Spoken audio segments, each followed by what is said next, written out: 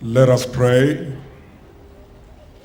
Loving and compassionate God of the universe, creator and sustainer, triune God, whose arm bends the arc of justice towards the poor and the oppressed, and whose ear is ever inclined to the cry of those who are burdened under the weight of injustice.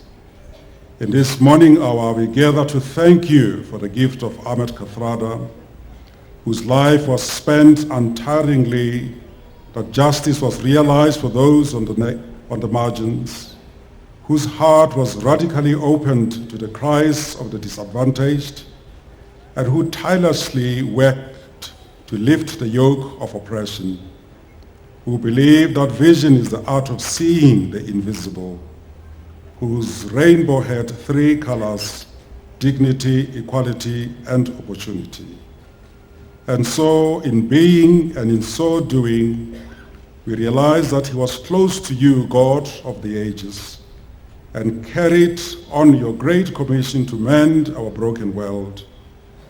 We thank you for the grateful hearts that in the course of history, you raise up women and men of profound conscience who challenge our complacency, lift our vision, disturb our peace, and turn our eyes to places of suffering, who, on looking at South Africa today, will say, no, not here, not ever.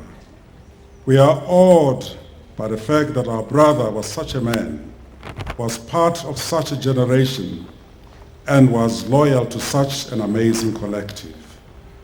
For us, the life and inspiration of Kathy and his generation is a stark reminder of the call to lead with courage, integrity, and honesty, to be gentle giants, gentle souls, beloved comrades, great comrades, to epitomize dignity itself, to be humble under the gaze of fame and fortune, and to be noble when all around, the proud, the deceitful, are flattered by their own self-importance and distorted by greed.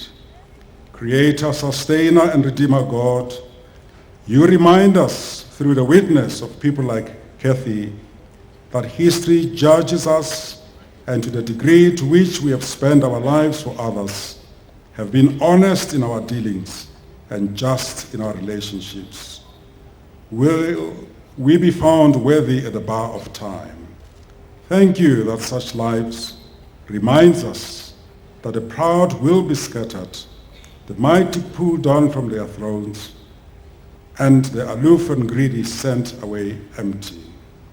In this time when evil thrives because the good do nothing, inspire us, Holy God, to pick up the torch which Kathy carried with such dignity, to illuminate us with your light in order to illuminate your country, so that the poor might see in us a friend and the oppressed a compassionate liberator. Give us grace, God, to speak boldly when truth needs to contest power, when vision is suspect, and when a culture of lies holds sway, and when the gains of our long struggle seem to be in danger of being compromised. For in doing so, we will honor the life and legacy of Kathy, whose witness remained untarnished even to the end. Lord, we pray that you dispel the darkness in each one of us, dispel the comfort of wanting to despair when times are tough. You have overcome.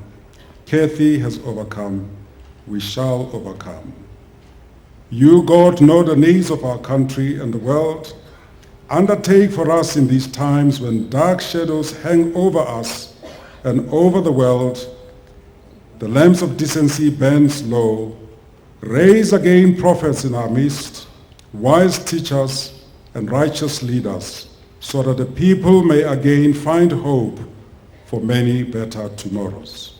For Barbara, Kathrada's family and comrades, and all those who mourn, we ask that you grant them deep measure of comfort, not despair, abiding consolation, and a sense of satisfaction that so gracious and generous a life needs to be mourned, yes, but more especially celebrated. And so God bless the soul of Ahmed Kathrada, bless the memory of Kathy, and God bless you and your family, and God bless South Africa.